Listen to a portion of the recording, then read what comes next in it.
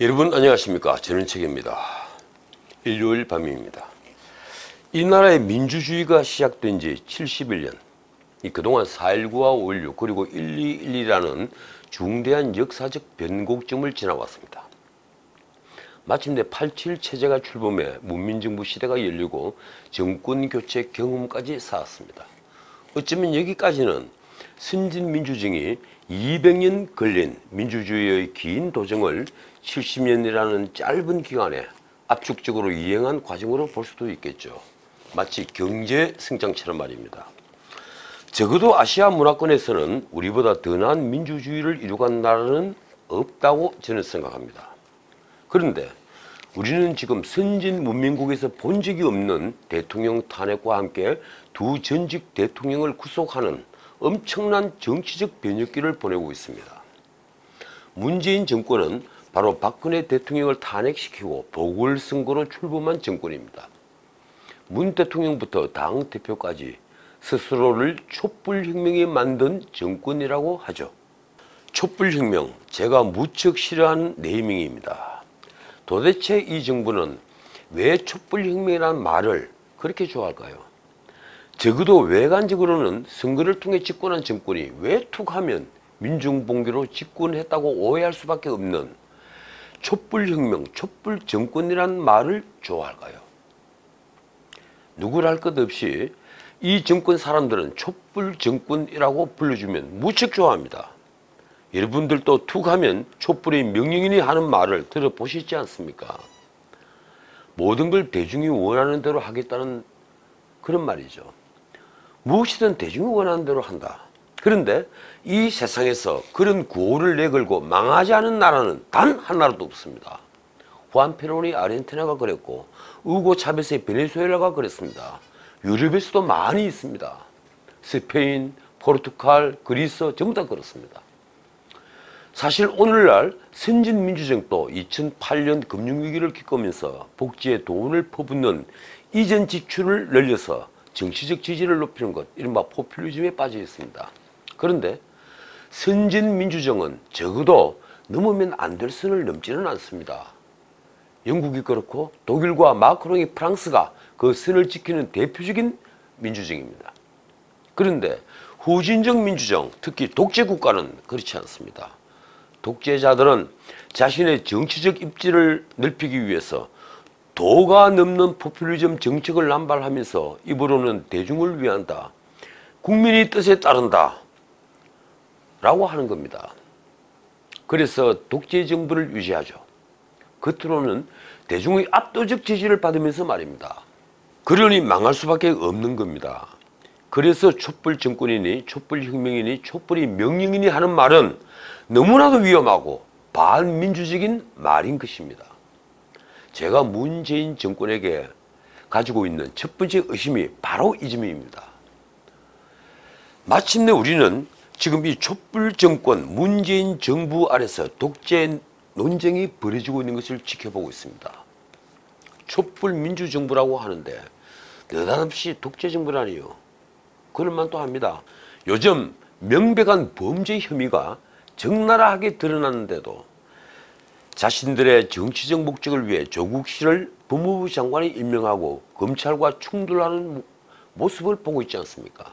문제는 대중이 얼마나 이런 정부의 오만함에 계속 박수를 쳐주느냐 하는 것입니다.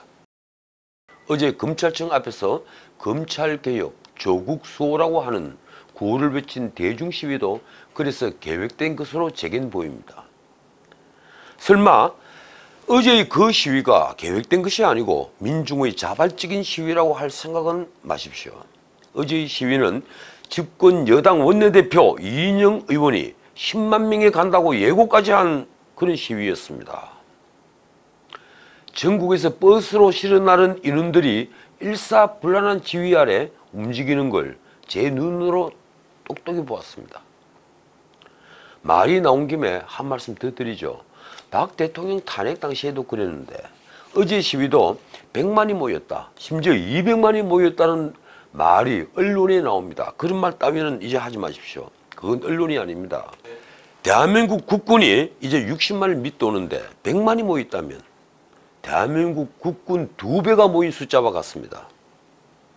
그런 과장을 하는 건 우리가 수적 우위에 있다. 다시 말해 우리는 대중의 지지를 받고 있다고 말하고 싶은 것인데, 제가 보기엔 많이 보아도 글쎄요 15만 정도 있을 겁니다. 그것도 인근 서초구 축제에 참석했다가 얼떨결에 구경꾼이 된 인파까지 포함해서 말이죠. 검찰개혁 조국 수호, 여러분들은 이 구호, 이 프레임을 어떻게 생각하십니까? 검찰개혁과 조국 수호를 일치시키는 이 프레임 공작은 사실 그리 놀랄 일이 아닙니다. 파울 요제프 괴벨스, 다들 아실 겁니다. 아돌프 히틀러 제국의 선전부 장관이었죠. 2인자였습니다. 그는 선전선동의 귀재였는데 그가 한 말들이 참 많이 있죠. 그 말들 중엔 메시지를 가장 단순하게 가공하고 끝없이 반복하라. 그리고 대중에게 분노를 심어라 하는 말이 있습니다. 이 말대로라면 조국 수호를 끝없이 반복하는 이 정부의 오만한 태도를 이해하게 되죠. 그러고 보니 우리 좌파들 정말이지 프레임 하나는 잘 만듭니다. 그런데 솔직한 제 의견을 말씀드릴게요. 이 검찰개혁에 조국 수호를 끼워 판 것은 국민을 개돼지로 보는 자충수가 될 가능성이 매우 높아 보입니다. 조국씨 일가의 범죄가 너무 파렴치하고 광범위하며 너무 증거가 명확해 보이고 그것이 정말 정의와 공정함 모든 것을 다 파괴하는 그런 범죄이기 때문에 그렇습니다. 오늘 한국당 나경원 원내대표가 창원에서 열린 헌정유린중단 경남대회에서 제대로 말을 했더군요. 이 나 의원 요사이 말씀 잘합니다. 문재인 정권이 독재로 가는 길 능선의 3분의 1을 넘었다. 이 문재인 정부는 혼자 정의로운 척, 혼자 공평한 척, 혼자 평등한 척 국민을 속이고 정권을 잡고 2년 동안 적폐청산, 방송장악, 사법장악을 하고 마지막으로 연동형 비례대표제로 민주당, 정의당의 절대 과반 국회 구조를 만들려 한다 이렇게 주장했습니다. 하나 나 의원이 틀린 게 있군요. 지금 권력이 기대하는 건 다음 총선에서 과반이 아닙니다. 개헌선인 200석을 획득하는 겁니다. 제가 걱정하는 건 그렇게 되면 사민주의를 넘어선 사회주의 국가가 되는 걸 막을 길이 없게 된다는 겁니다. 어떻든 문재인 정부가 지금 장악하려고 하는 것은 검찰 권력입니다. 그것을 사법개혁, 검찰개혁이라고 멋지게 포장하죠. 이 정부는 이미 사법부를 장악했습니다. 지난번 박근혜 이재용 재판 때 잘 보셨지 않습니까? 뇌물이라는 말 3마리 말입니다. 그게 뇌물로 받아 최순실 거라면 어째서 나중에 삼성전자에서 처분한 것일까요? 삼성전자가 최순실을 상대로 말 3마리 반환 소송이라도 했다는 겁니까? 새롭게 구성된 문재인 정부 대법원은 경제공동체니 묵시적 청탁 같은 이상한 논리를 다 받아들였습니다. 물론 소수 의견은 있습니다. 저는 아직까지 뇌물죄 구성 요건으로 묵시적 청탁이면 족하다 하는 얘기를 들어본 적이 없습니다. 피 한 방울 섞이지 않은 자와 경제 공동체를 구성했다는 판례도 금시초문이고요. 설령 그런 의심이 들더라도 적어도 형사법 체계에선 인두비오 프로레오, 즉 의심스러운 것은 피고인의 이익으로 라는 로마법 이후의 형사법 대원칙에 따라야죠. 이제 보시다시피 사법부, 즉 법원은 우리법연구회라는 판사단체가 장악했다는 게 공공연하게 언론에 보도됩니다. 대법원장부터 그 우리법연구회 출신입니다. 남은 건 검찰입니다. 수사권을 가진 막강한 권력 말입니다. 공수처 얘기는 그래서 나왔습니다. 원래 공수처는 고위 공무원들이 범죄를 제대로 파헤치려면 독립된 수사기관이 필요하다는 주장에서 나온 아이디어였죠. 근데 지금은 완전히 달라졌습니다. 지금 공수처는 문자 그대로 검찰 위에 있는 옥상목, 다시 말해 검찰의 힘을 빼고 틀어잡기 위한 기구로 보입니다. 요즘 선진 민주정에서도 민주주의 후퇴를 걱정하는 이들이 많아졌더군요. 영국 시사주간지 이코노미스트에 실린 민주주의 후퇴라는 기사도 그중 하나였습니다. 그 기사에 나온 민주주의의 퇴보 과정은 이렇습니다. 1단계. 국가의 위기가 발생한 뒤에 카리스마 있는 지도자가 집권한다. 자, 두 번째 단계입니다. 정권이 적을 만들어서 청산 작업에 들어간다. 세 번째는 이렇습니다. 사법기관 등 독립적인 기관들을 장악해서 그들의 방해를 차단한다. 자, 마지막 네 번째 단계가 뭔지 아십니까?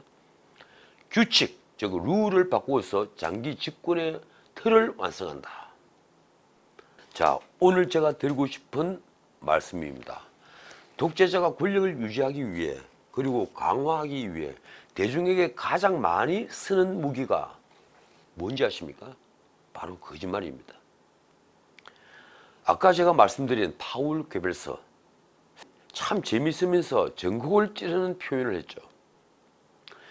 거짓말을 처음엔 부정하고 그 다음엔 의심하지만 반복하게 되면 결국엔 믿게 된다. 또 이런 말도 했습니다. 이긴 자는 진실을 말했느냐 따위를 추궁당하지 않는다. 그래도 제가 한 말씀 붙이겠습니다. 감출 수 없는 진실을 감추려고 할수록 자신은 더 비참해진다. 이 말씀을 드리겠습니다.